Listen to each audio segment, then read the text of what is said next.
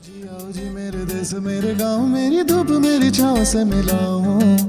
आओ जी मेरे देश मेरे गांव मेरी धूप मेरी छाँव से मिलाओ। आओ जी मेरे देश मेरे गांव मेरी धूप मेरी छाँव से मिलाओ। आओ जी मेरे देश मेरे गांव मेरी धूप मेरी छाँव से मिलाओ।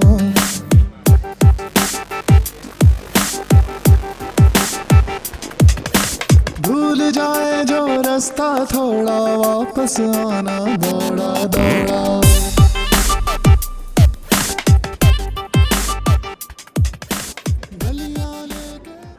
Damaru is a short presentation created by the artists performing this evening. The process began with the two dancers Shyam Dattani from the United Kingdom and Nilava from Kolkata in Birmingham, where they met for 5 days, end of October. They were joined by the music duo Pavithra Chari and Anindo Bose when they devised the piece together over 15 days in Kolkata. Damaru is a music instrument familiar to all of us as a drum held by Lord Shiva as Nataraja. The artists have brought to it their own interpretation through personal narratives and inspired by the structure and symbolism of the instrument. And we see creation, human and emotional connections, wonderment and trust of intimacy, playful celebration, agony of separation, and the continuum of the pulse of life. This collaborative project was enabled in a partnership by Sampad Asian Arts based in Birmingham and Serendipity Arts in India. The project has been generously supported by Tanusree Shankar Dance Academy. Thank you, Tanusree. And Prabha Khaitan Foundation in Kolkata and Fabric in the United Kingdom. Thank you.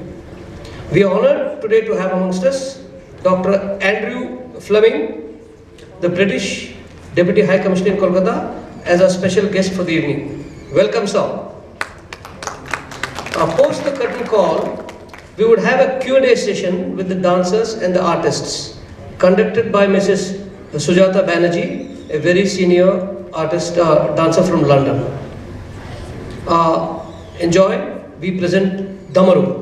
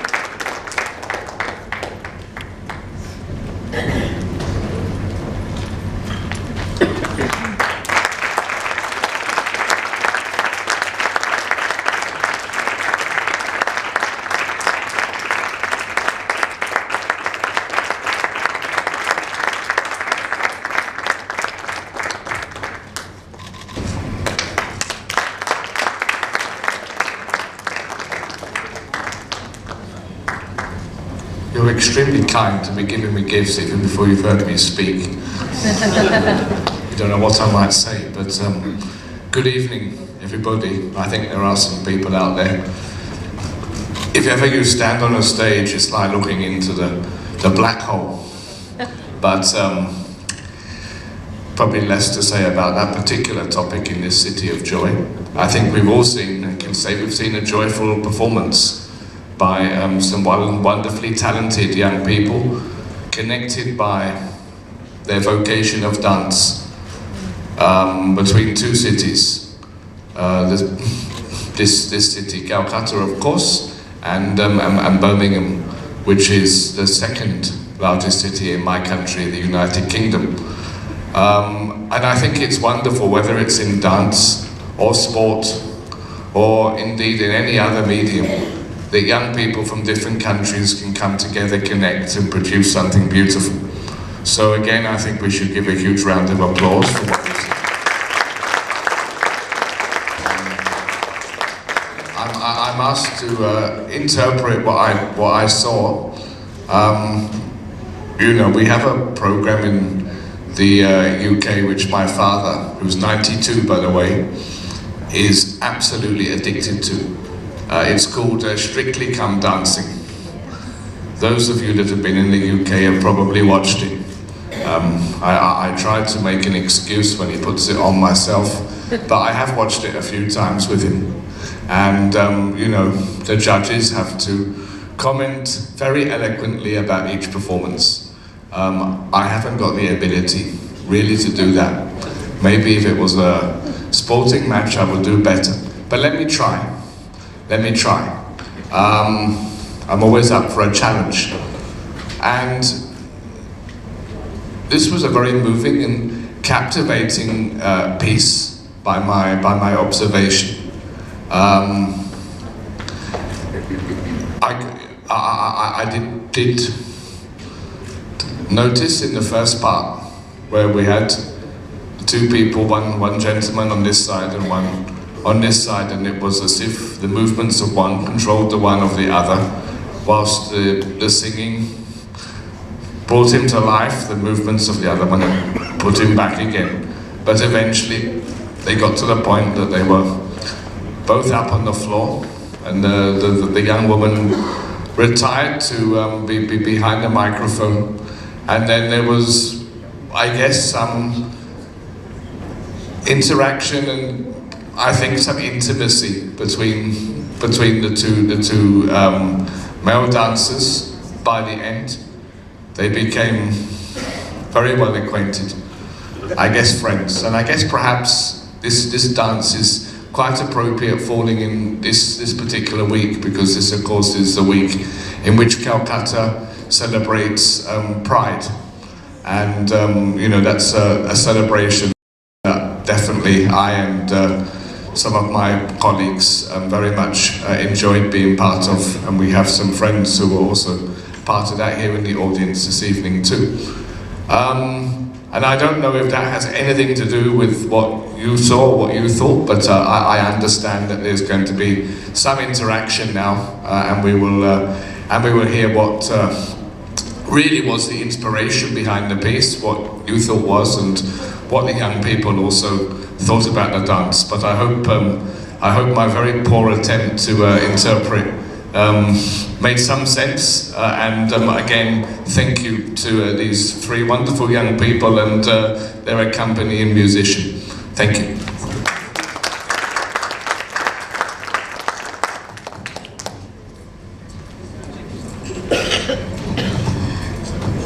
Thank you so much for being present here, and we have a Q&A session after this, so I would like to invite Sujata Banerjee on stage, and I'll just get things ready. Nilava has heard a little bit of sprained his ankle, so we are all trying to help him out, but I'll just get the chairs.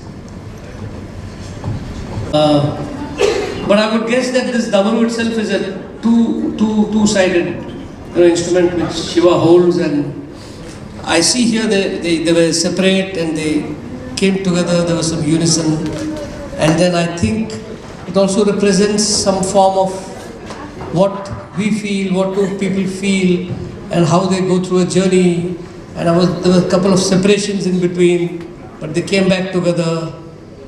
And there was some music in the life which brought it together. I mean, this is a very rough hazard I made, okay? Okay, we'll just have an informal Q&A. Sujata Banerjee, she is a brilliant dancer and a very good friend from UK. Just want to know what's their background, their training, and the practice of what actually they do before we come to the process of this creation. Okay, so we start with Nilava. Yeah, sure. Hello, namaskar. So, I am Nilava Hussain and I have been learning dance when I was 10 years old. And actually, I mean, a lot before I started dancing at home and all that.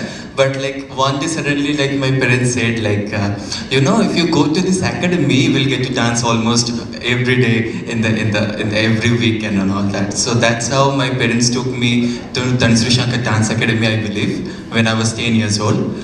So my actually training started with Tanusree ma'am when it started growing and then around 2013 I started learning Bharatanatyam from Rahul Dev Mondal in Kolkata, and 2015 again something happened with my leg, that's why I couldn't continue with my Bharatanatyam. So after that 2019 I started learning Bharatanatyam from Rama Vaidyanathan ji in New Delhi.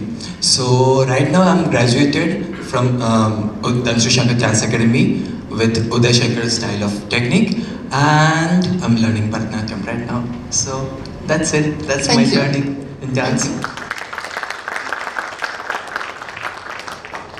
Hello, namaskar. Thank you so much for being here, and thank you Sujata Didi for being here. It feels like a warm presence and a familiar one. I'm also from London. I'm a Kathak dancer, choreographer, budding choreographer, and also budding teacher of Kathak. I'll keep my short and sweet. I now train professionally under Urja Desai Thakur at Bhagrav Dance Company in London. And Kathak is my movement vocabulary and my kind of practice. So any movement that you've seen in the piece is somewhat inspired by both of our practices. The Bharatanatyam technique and the Uday Shankar style that he carries beautifully in his body, and my Kathak technique that I have. So what you saw was a very contemporary work, but it's all founded and deeply rooted in Indian classical dance. So that's what I'm going to say about the practice. Thank you, Shyam. Namaste. Good evening, everyone. Thank you for coming. My name is Pavithra Chari. I'm a vocalist and composer. I started my training in Carnatic classical music and then started training Hindustani classical music under Sri Satyanarayan Maharana. And for the last 10-11 years, I am Shubham Abdulji's disciple for Khayal. Shadow and Light is an extension of my musical practice, which combines Hindustani classical, pop, jazz, electronica with Anindo Bose, and we've been around for a decade now, and we write original music, and we take pride in the fact that we're able to take our music everywhere, and that's Shadow and Light. And outside of this, I've trained in Bharatanatyam myself, which I'm very happy to be part of. This collaboration makes it even more special for me, and I sing in films in the South. So, thank you, Pavithra. That's why the Damarus were pretty crisp.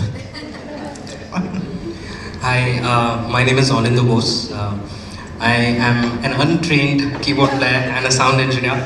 But I've been doing this for over 20 years now. And like Pavithra mentioned, we have a setup called Shadow and Light, which is completely into original music. We have 3 albums out. And apart from that, I also play in a band called Advaita, which is an 8-piece ensemble, again dabbling into contemporary Indian I don't like the word fusion, but world music rather. And I also have a studio in Delhi, so I do a lot of recording, production work, sound design. I'm also a live sound engineer, and in fact today a lot of it I was controlling from here. Apart from actually playing, I was controlling some of the sound elements and doing some things. So I think it's all about music and sound for me. So it's trying to interpret that, whether musically or through sound design or through effects, but to just hold everything together and do my interpretation of what I think the Damaru is meant for. So a little bit of creation and destruction through sound. Thank you. Thank you, Anindo. Now I'd like to ask the artist about the process. First of all, I'm going to come to Nilava again. Are you in pain a lot? You're smiling, but is... Okay, just tell me about I know that through the process you had a couple of mentors, and if you can just explain what actually, how they helped, how they started you to get into the piece and the theme.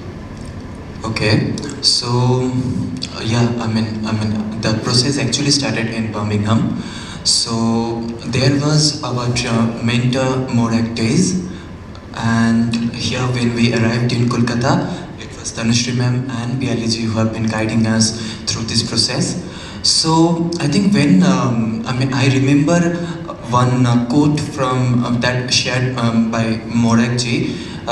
She said the process needs to get stretched enough that it fall into its own position. So I think the process started with that stretching out. So I remember she used to give us so many different kind of improv, and we used to do 30 minutes, 40 minutes improv continuous.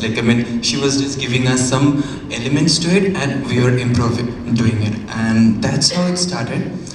And then when we arrived in Kolkata, before in Birmingham itself, that time we got to know what we are looking for in this process, and what actually feels for us to be in this, what could be the interpretations for us in Damaru. So I think we decided that in Birmingham, and then we arrived in Kolkata, we started growing it according to we started growing in our vocabulary, we started understanding what actually goes with with both of our styles.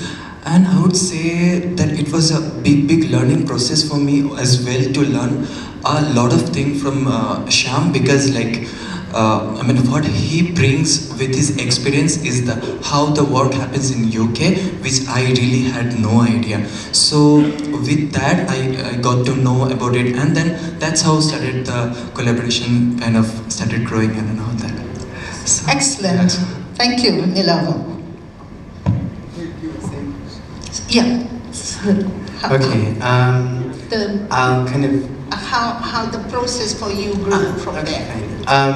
So as Nilava was saying, in Birmingham it was very much improv. We kind of created this kind of body of movement, and what really was important about the Birmingham process was that we came up with a very clear narrative for the piece.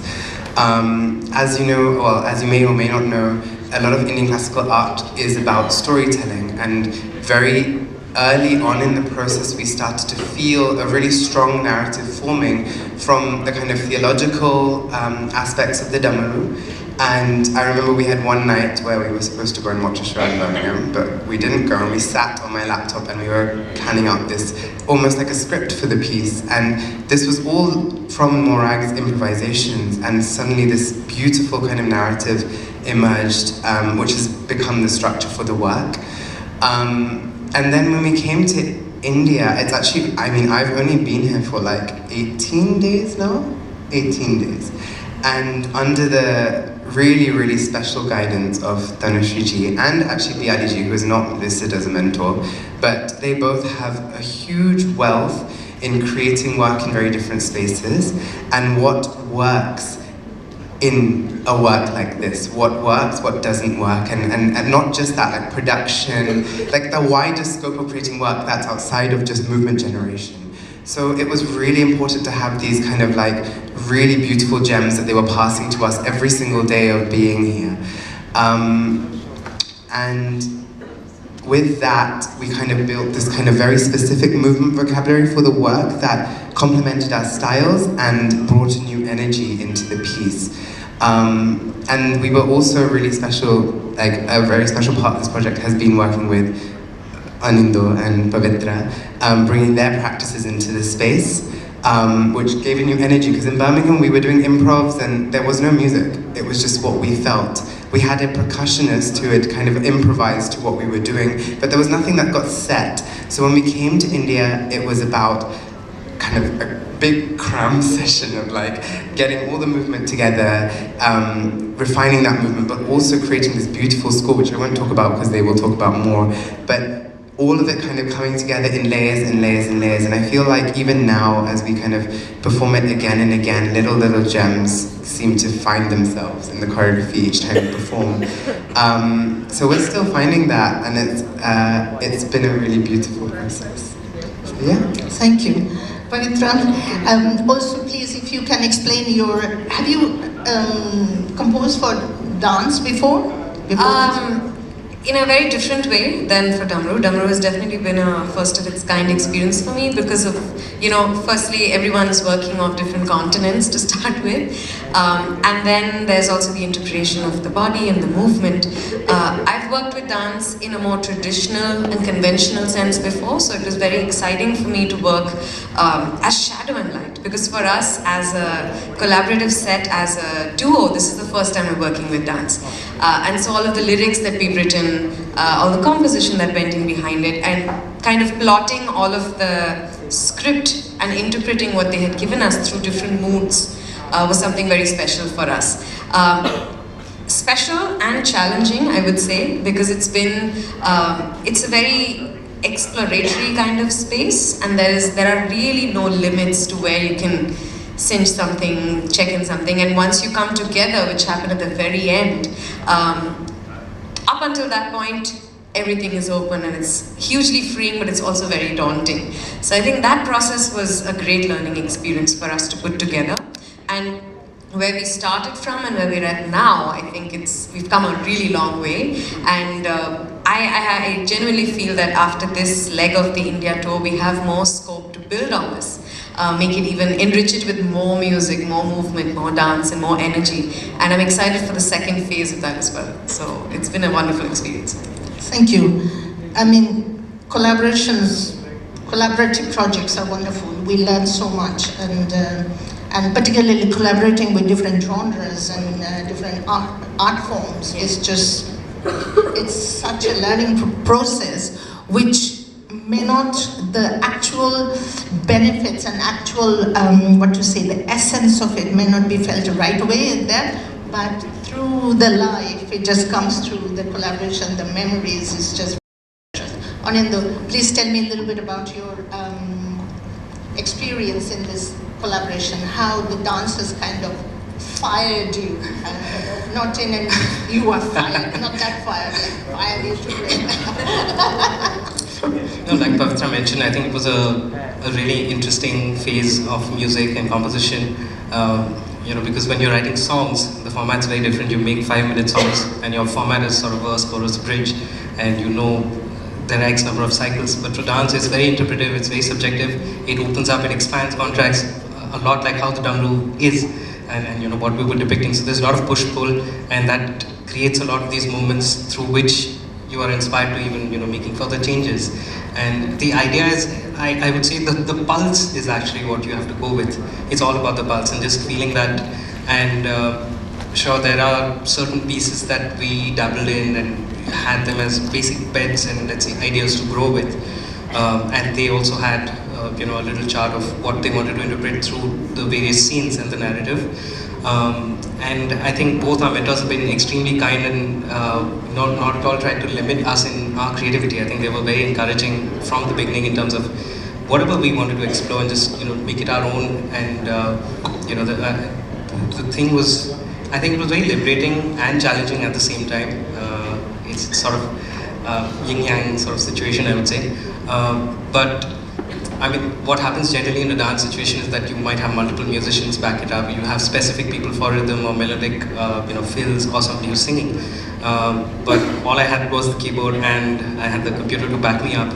And my experience of working with different productions in different dance forms, I think taught me a lot about generally how to perceive the production for this arrangement also, although I had not really composed anything in this space earlier. But the idea of having certain rhythms and making traditional Indian sounds, which are very hard to actually program, because most libraries allow you to program like drum parts or acoustic drum sounds. Here you've got to think of like a pakhawaj or a kanjira or a pare mukha tabla or something like that. So even though it's not exactly like how a live musician would play, but I think it's very interesting to find that different sort of approach to bringing the same kind of rhythm. And like I said, I'm just following the bounce and the pulse of the mood, and then trying to, try to the best of my ability to complement it. And what's also interesting in this piece is that there are some which are really orchestral, heavy sort of music arrangement with a lot of large movements, and then there is some which is extremely minimal in the arrangement also, and the expression, it's very intense with the eyes. So all we just have literally is a drone, and maybe she's doing an alap. But all we can do then is maybe think of it like a wave, and then you're just creating this very up and down slow motion sort of a sequence, and that put together with the lights and all, we just kind of forget everything else, and then you're like, okay, maybe this feels like 1,000 musicians or like one, but it all sort of, the idea is to feel that one pulse together, and I think that was fun.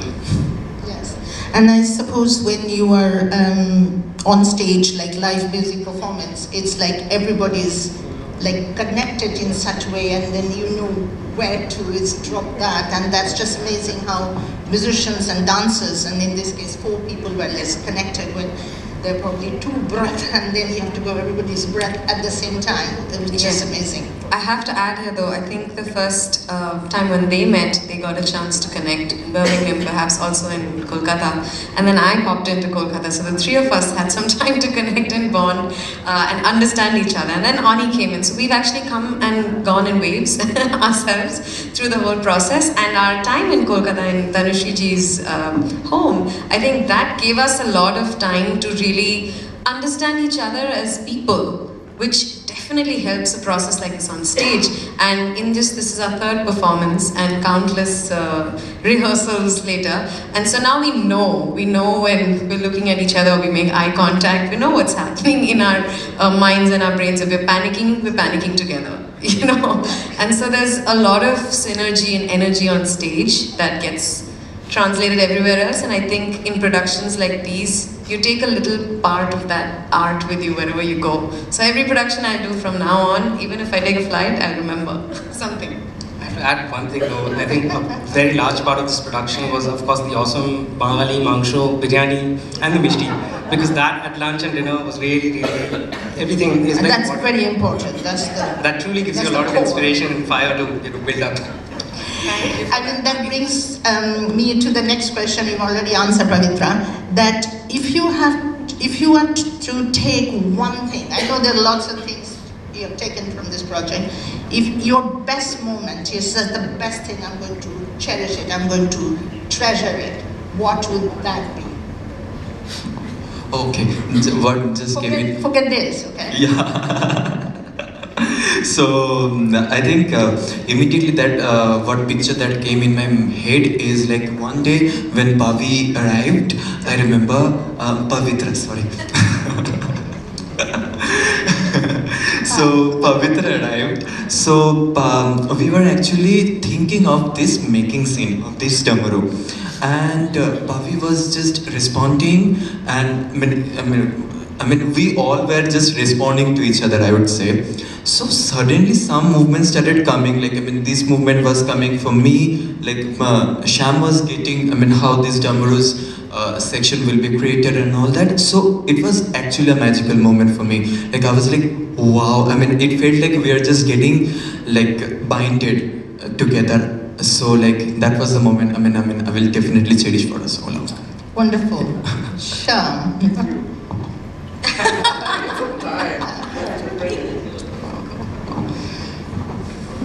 I think I think from a studio, when you actually then take that music and go to a room where all the musicians are together, and then when that sort of comes alive, and then you suddenly feel like, okay, it's no longer just digital, but this is so real, and you can actually almost hold that sound. And I think we had a very lovely environment. That dance room has a lot of energy in it. Definitely, you can feel it, and it's very inspiring. So when it starts building, like Nilava also said, that slowly when those sections just you stitch them together, and then suddenly some idea will come, like, okay, let's maybe extend this section here, or let's not extend this further because we've just found the right moment. I think those discoveries, that spontaneity is, I think, something we cherish as artists. And when it does work out, it's amazing. And of course, there are moments when we might have a difference of opinion of like how to interpret, which is also very important because that also brings about something very unique and fresh. And then maybe you select different sounds, or maybe you might change the key of a certain song. Suddenly, that makes the song sound very different. And of course, like I mentioned, there are certain sounds, just drones. Like maybe the opening introduction in the scene has a very low, somber sort of moment. So when you put on your headphones and hear those things, and suddenly you're in a different world altogether. And then when you have that translate in a live environment, that's like very magical. I'm gonna throw a little bit of a curveball here. So, of course, everything that they're gonna say, I'm gonna cherish for life, for sure. But one of the shows that we had a technical glitch on stage. And everyone's reliving it. Welcome. As it happens for all of us, not so long ago, but everyone, of course, panicked on stage, as we do humanly. But there was so much synergy after that one moment of panic that everyone had, all four of us became one unit of trying to piece whatever we have together, and no one stopped, no one gave up, no one rushed out or had a meltdown on stage. everyone was in one, kind of we centered ourselves, and I think that's what the practice, that's what our mentors, that's what our gurus, and our kind of spirits and our beings really teach us what to do in that moment.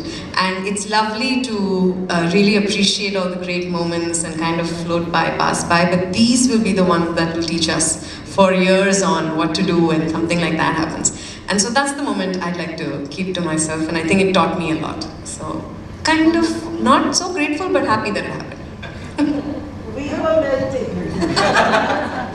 I'm sure. We felt you too, don't worry. Like, it was actually 6 of us were like panicking together. I hate these two because they've stolen both my answers, so... You passed the mic on. Yeah, this is wrong, but I'm gonna be that person and just say that this process has been filled with so many little jewels of beautiful moments. Even just moments when we've been sitting at Tanusree's house and me gawking over the incredible work that she's done, or like her pictures with Sabyasachi, or like any of these things. Like these, for me, a work isn't about creating a choreography or creating a piece or creating a piece of movement. It's about when you place care at the center of something, the beautiful relationships that form and the beautiful kind of bonds that are created through these meltdown moments / these magical moments that everyone is talking about. These are the things that really define a work for me. You create a world, a little bubble that sometimes is heaven and sometimes is hell, but it's like you're all in this together, and it feels, this piece has definitely felt like that because it's been 15 days of creating this work. Like, say from Birmingham, which is all like improv, 15 days of actually consolidating this work. And it feels like we've been in this bubble, this kind of whirlwind together, and we've kind of found that like calm within the storm. Now that kind of eye where this work can really kind of build and grow every time we do it. So. Oh, and Tango. Every day I would call Tango is Tanusree's dog, and I'm a huge dog fan. But Tango has been like, every day, if there's been a stressful day, I'll just sit with Tango and my life just feels much better. And my best collaborator in this project has been Tango. Love you the most, but why isn't Tango credited as collaborator? As like, stress reducer? You know, like this kind of thing. He's gorgeous. Thank you for bringing tango in my life and also everything else that you brought into my life. After that happy moment, I would like to also find out, were there any challenges when you wanted to kind of kill each other and feel like... Mic is in the right hand. But when you, sometimes those things happen all the time, not only during in the studio place, at home, it happens all the time. Okay, and now you can, sometimes we look back and laugh. So please, let's finish on a moment that you were angry, but now you can laugh about it. Shyam.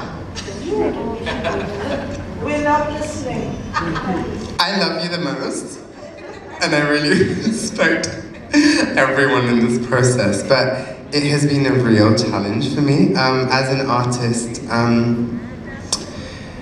I genuinely believe that creativity isn't like a capitalist process. I feel like being creative is something that takes time, and unfortunately, due to actually no one in this process, we've had really tight deadlines, and for me, I just can't always work just constantly, like I just, that's just not my process. So what's been really challenging for me has been to show up every day with that kind of freshness and this kind of energy that you bring, the kind of positivity that you bring to a process. Sometimes it would take me a lot of time, and it wouldn't be till I stepped into the studio that I was like, okay, I can do this. And that has been something that I've really had to work with. Another challenge for me is, and this is slightly controversial, but as someone who identifies as a queer artist, my work always somewhere, as I said, in classical dance is based on narrative, and we build those narratives, even if we take a very well-known scripture, Tagore's poetry, or like a scripture from like the Mahabharata, anything that's the way we interpret it as artists will always be based on our lived experiences. And unfortunately or fortunately, I am a queer man, and I will always see things in a certain lens. So one challenge for me has been being true to that in this process, and at the same time creating a work for audiences who are based here, which is something that Nilava said earlier, that I've got a perspective on creating work for the UK, but we're not creating this work for the UK at this moment. Watch this space. But it's been so insightful to understand how to create work for India and Indian audiences, which our mentors have been supremely helpful with, but at the same time retaining that kind of artistic voice that feels true to you. And because my practice is very specific in terms of degendering movement and kind of degendering my practice a lot, and yeah, like these queer themes seem to emerge in a lot of my work, it was about kind of finding a balance that feels right for me, and that doesn't feel like I'm hushing that voice, but also right for audiences, and that's something that conversation is continuing even now as we present it again and again. So that's something I'm coming to understand, and it's been a real challenge for me to accept that within my practice.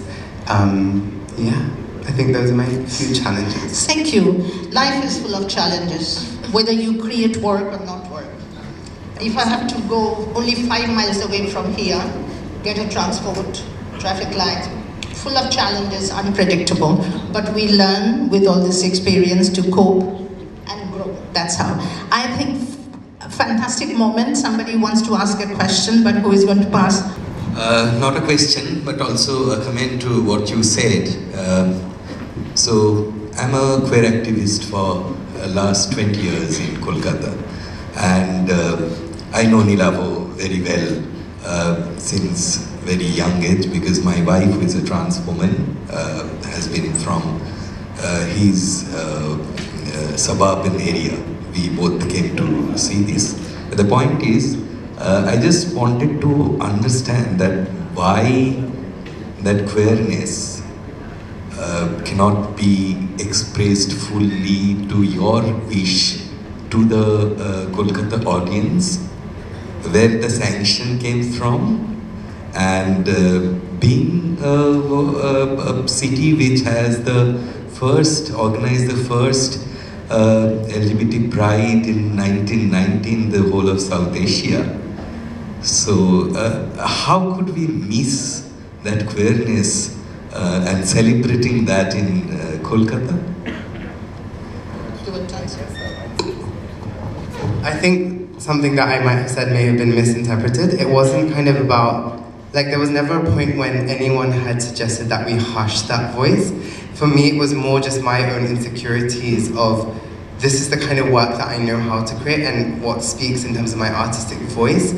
But I don't know audiences here. So for my personal growth, it's been about understanding what, like, and that's a learning curve for me. It's never been about hushing that. So no one in this process actually, no one has said to me that, okay, this is too much, this is not enough. And for me, this piece isn't, this piece isn't a queer narrative, is what I want to say. It may appear very queer, but for us, and when we were creating, it wasn't about two men coming together and having this moment, or whatever you may interpret this moment as. That's fully open for interpretation also. And I know there is some power in that, and there is an underlying message within that. But for me, this was about understanding the Damaru better. And from our research that we had done in Birmingham, the Damaru talks about these two energies that hold either side, and they define them as masculine and feminine, for lack of better use. But this piece was about that yin and yang, and also the center of the Damaru, which is about the union of what they describe as Shiva and Parvati. But when we came into this process, Pialiji has said, come into this process as yourself. We want you to start this process as you, me, Shyam, and Nilava, and also yourselves. So coming into it with that kind of context, it was about creating that sense of union that isn't read in a gendered way. And I understand that when we watch dance, specifically, it's very difficult to take away from the body that you're seeing. Like, you see me, I have a beard, I have hair, you will identify me as a man. That's just something that we can't take away, but this piece is about energies, and I really don't feel energies carry gender. So even though there wasn't a specific queer motive behind creating this work, I think there are, because of my lived experiences, there's no way I can create a work that doesn't address that within me. I'm sorry, like, it's just who I am. But the inspiration for this piece wasn't a queer narrative, is what I'm trying to say. It was about creating something that felt genuine to us and the work, and finding that within the process. And it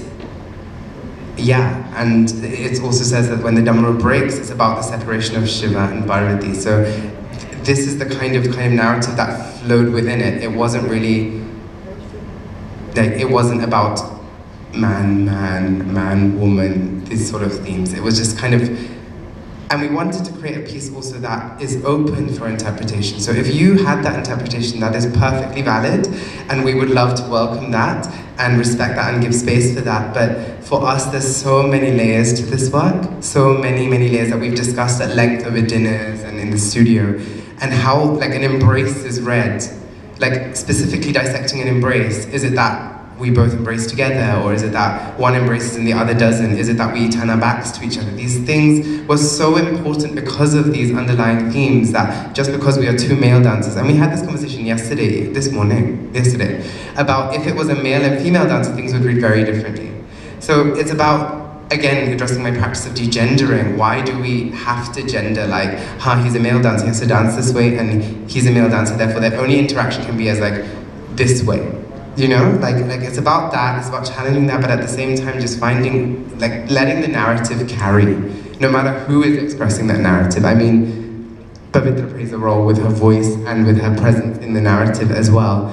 And it almost isn't about any one of us as bodies in the space, it becomes a wider picture of everyone, and that includes our mentors and everyone who's contributed to this project, the audience's perspective. And if they want to overlay any kind of feedback to that, that's welcomed, but also that's their interpretation. and it is very separate from the intention of the work. It's a lot of spiel, but I'm just trying to make you, I'm trying to give an understanding to what the work carries, if that makes sense.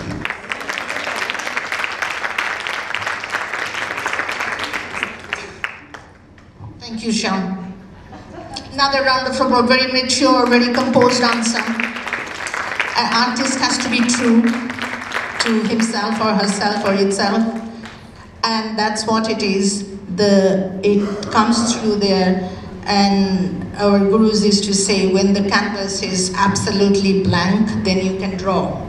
So if you're really true, all the emotions, all the bhavas would come more vividly. If it's already clouded and painted, pre-painted, then things won't shine. So I think all the artists gave themselves completely into the theme, in not only just performing, in the whole process, what I understand, collaborating, working as a team with the support of the mentors, and let's give them a big round of applause to celebrate this.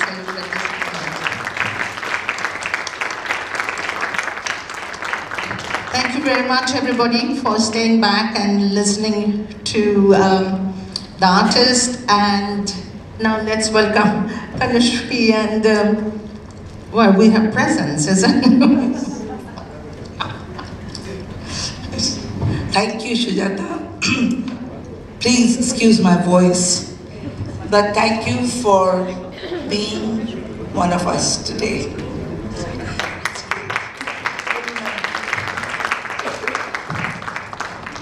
Last. Thank you. You ought to remember us.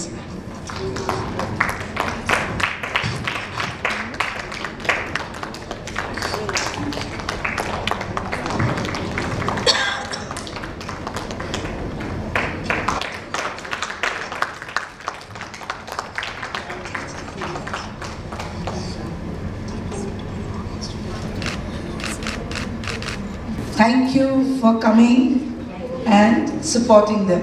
Thank you. Good night.